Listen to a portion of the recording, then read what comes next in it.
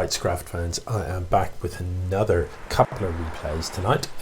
This first one, let me just start it rolling, is between DeDerpsta and Binley. And here we've got Binley up in the top left of Acropolis.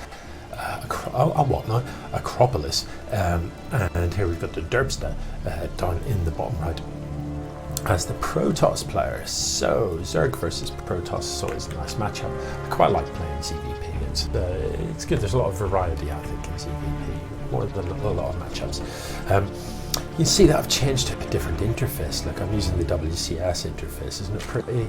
So we can see at all times, we can see stuff that's going on. We can see the APM of the players, the number of workers they've got, the amount of army, the rate at which they're mining minerals, as well as how much minerals they're holding, which is all very, very interesting stuff. Yeah, I don't actually know who these players are. One of them is definitely Ewan, but I don't know which one. So we've got Binley, DeDerpsta, and so far both of them looking pretty normal. Let me get the production tab up. I say normal.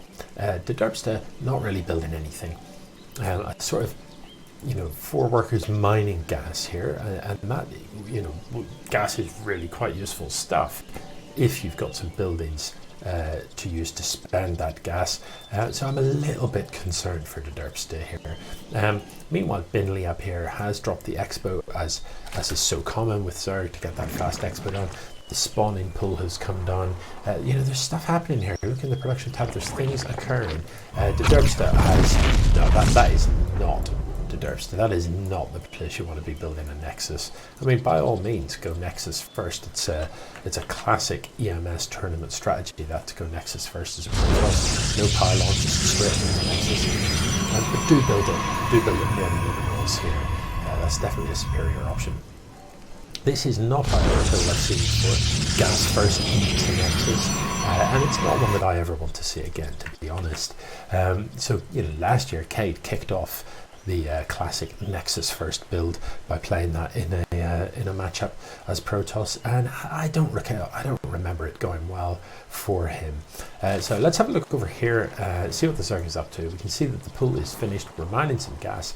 Wouldn't be too big a surprise to see speed be researched, Binley speed be researched there.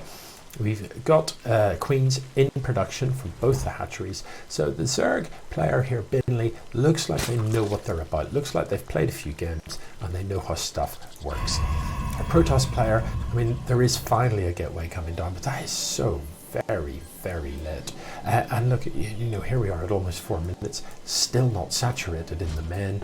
The natural is coming up, but I am kind of worried that even just these first 4 lings are going to be able to wander across the map here and simply win. The top left there, you can see the speed upgrade that I was talking about. You can see that that's researching. I don't know how you get the countdown timers that tell you how long is left on that stuff. I'll have to investigate that. So that's quite a cool little feature to have.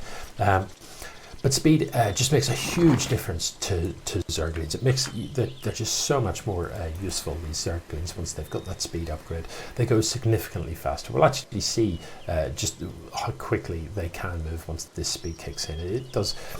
It's not to be sneezed at. It's definitely the first thing you want to upgrade when you're playing Zerg, because as a Zerg player, even if lings aren't really your overall plan, you're always going to build a few Zerglings. You're always going to have a few lings on the map, and this upgrade just makes such a big difference to them. 16 more Zerglings in production. So there you can see they're moving faster already. So I don't believe, correct me if I'm wrong, that there's much in the way of army at all. There is this single zealot, and there is another. There's a couple of zealots actually in the queue in production, but this one zealot is not putting the window. DeDerpsta isn't even attacking the zealot, but that is dancing around. These lanes, they're mocking DeDerpsta. They're mocking DeDerpsta. What have you done? You've done nothing. The drones are beginning to attack probing, but it's far too late. The lanes are just having a ball. Another zealot comes out, one zealot on its own. This one does manage to do some slicing. It's killed Al Ling, but I'm afraid it's okay. There's a sorry lesson to be learned here. StarCraft is a reasonably unforgiving game. If you don't build any stuff, you will lose quite hard. Even at the intermediate level, at anything above the very basic level, seconds are critical in StarCraft. It is so important in the early game that you actually build stuff quite quickly. You know, you might be there staring at the pretty colours on the screen and thinking, oh, I've got plenty of time to build some stuff. You don't. It's quite an intense game. You do have to be fast about it. You do have to get on with it, and you do have to build stuff. If we look at the army now, there's 28 wings on the map for Binley Desert, and there's nothing left for the Kratos players.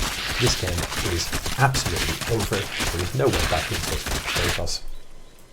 So I expect the GG coming. Actually, if we've got this far, I don't expect the GG coming. I think we're just going to have to wait until all of these buildings are dead.